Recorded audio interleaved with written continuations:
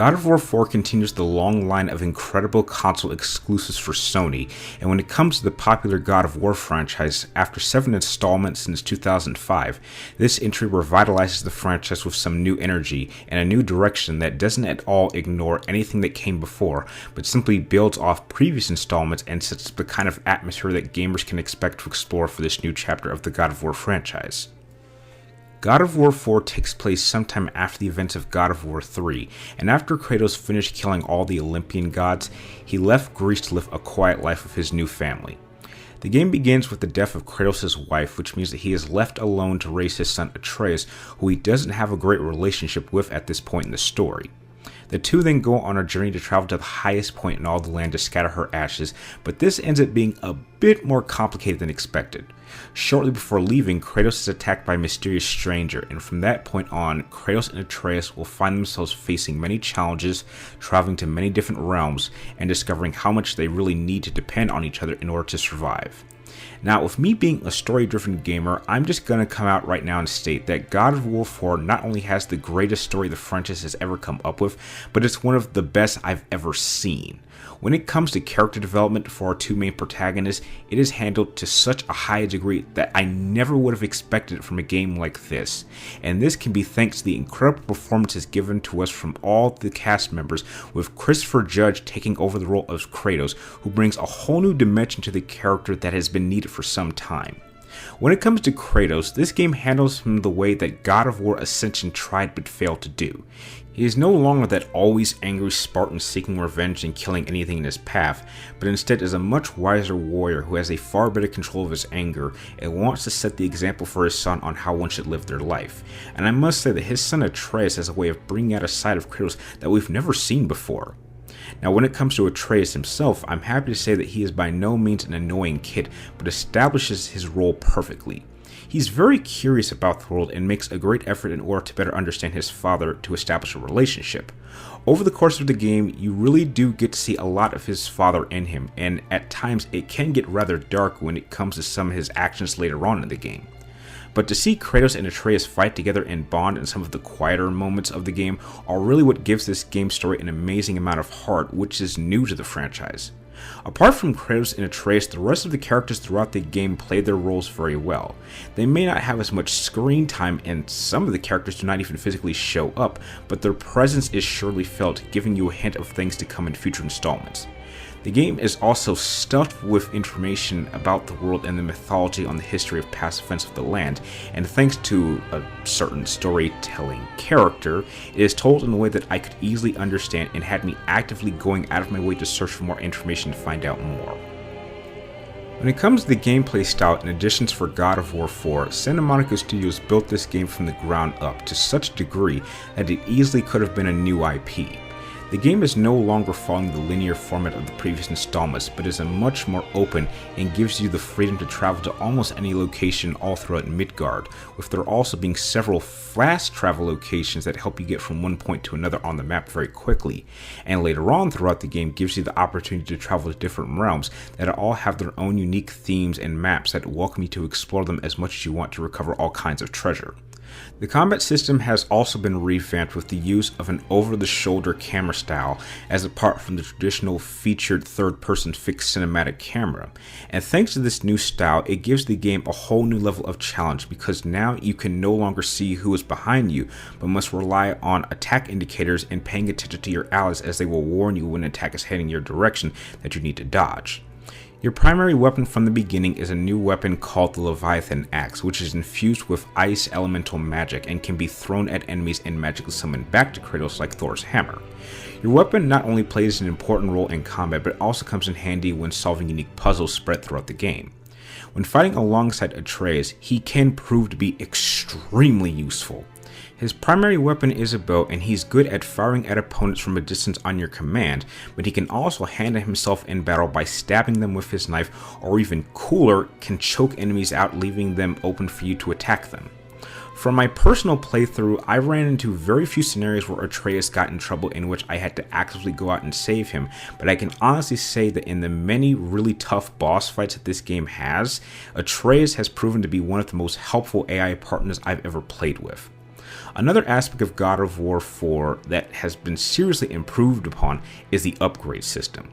No longer are you simply collecting red orbs to improve your weapons and magical attacks, but every aspect of Kratos and Atreus' armor and weapons can be crafted, customized, and upgraded. All of your weapons and armor even have pockets that you can apply special enhancements that have their own unique perks that can help improve your combat status throughout the game. God of War 4 also adds, for the first time in the franchise's, side missions, and oh man, there are so many side missions. All of them are worth exploring outside the main story, as completing them not only allows you to explore a different part of the gameplay's map, but provides you with more interactions and conversations between characters, and the rewards after completing the missions are well worth the extra time.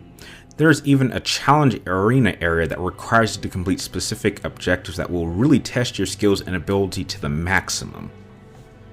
Design-wise, this game is absolutely gorgeous to look at. The overall visuals and attention to detail is some of the best I've ever seen in a game. The look of the different realms provided a unique atmosphere that we've never really had a chance to see this much of a world in any previous installment before. The music for the most part is good and fits the theme of the new era that we are in, and does serve its purpose, but for some reason just didn't stick with me as well as past soundtracks. Over the course of my 20 plus hour playthrough, I encountered no technical problems at all. No glitches, no crashes, not even so much as any frame rate issues despite so much happening on screen. Now, despite all the 10 out of 10s this game is receiving and all the praise that it is getting all around, I have to state that this game is not perfect, and there are a number of issues that I have with this game, and just as a quick warning, there may be some spoilers. First off, the name. Why is it so hard to add a simple 4 at the end? Is this a sequel or a reboot? We know it takes place after God of War 3, and it has practically been confirmed that we will be getting more games after this, so calling it just God of War makes no sense. What are they going to call the following up? They can't call it God of War 2 because it already exists. And I know this may seem like a tiny issue that we gamers are certainly smart enough to look past, but this is just annoying, and I hate that this little error will confuse people who want to start playing these games. Next are the boss fights. Now, most of them for the most part are indeed challenging, but they feel somewhat similar and small. None of them really have that epic scale feeling that God of War 3 handled perfectly, and it just feels odd going from something like this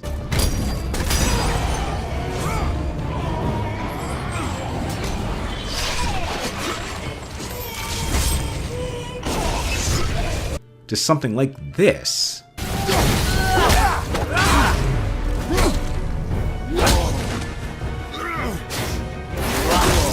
And yes, I know this is probably done to fit more in line with the much slower down combat system, but I feel that this could have been balanced out between the two, and some of these boss fights are reused way too often to the point where it's just damn right annoying. You know that really cool troll battle that was featured heavily in the first demo for God of War 4? Yeah, prepare to fight that thing like 5 or 6 times, and they really cheapen these fights by simply giving each troll a different color, and even having the audacity of having the same attack patterns with very small differences. They didn't even bother adding different killing animations, and the troll isn't the only mini-boss they do this with. Another issue that I've had with this game is some of the pacing. Now, don't get me wrong, I love storytelling, and I really appreciate it when a game slows down in order to have you focus on a significant moment or event. But at this point, so many games have done this to the point where it's just getting a little bit formulaic. Games like Uncharted, Tomb Raider, and Horizon Zero Dawn have already done this, so to see God of War attempt this makes it feel like it's just jumping on a bandwagon rather than an attempt to really add something new to this style of storytelling, despite how much I really enjoy overall story. However, despite these personal flaws that I found with it, that doesn't stop God of War 4 from being one of the best games in the franchise, as well as being one of the greatest games that has been released on the PlayStation 4 to date. Now in conclusion, I absolutely loved God of War 4. This game completely blew all my expectations away of what this game could possibly be, and was a far superior game than anything I thought possible could come from Santa Monica Studios at this point in time. Now, I will even go so far as to say that having looked at every game that has come out so far this year, and every game that is going to come out later this year, this is going to be my official choice for Game of the Year. If it does not win Game of the Year this year, I'm going to be really upset. Now, despite having that personal title in my eyes, do I think that it is my all-time favorite God of War game? I made that statement on Facebook and Twitter, but having had a couple of days to think about it, I don't think I can quite go that far. But let me explain. Currently, my all-time favorite God of War game of all time is still God of War 3. But I openly admit that God of War 4 did a lot of things better. I think the one thing that God of War 3 has over 4, at least for me, is that this to me is the pinnacle of the old format. This pretty much did everything right perfectly, and I think it simply is a much better pick up, grab, and play game. It's not quite as complicated and slow paced as God of War 4, and because of that, I think it just has a much better fun factor than God of War 4 did. But again, this is still an incredible game. Game of the Year, a must-own title for anyone who has a PlayStation 4, and a significant reason to pick up a PlayStation 4 now if you don't already have one. This is a system seller. Now, having said that, if I had to give God of War 4 a rating, I'm going to give it a 9.5 out of 10. Almost perfect, but it has more to it, but it just has a couple of little flaws that hold it back. But this can easily be fixed in the follow-up. Now, if you like my game review, feel free to like, comment down below, and please subscribe to check me out future movie, game, and also topic videos. And please press the links in the description down below to follow me on Twitter and friend me on Facebook to keep track of me and my future reviews and other projects. Like always, thank you guys for watching. You're awesome, and I will see you next time.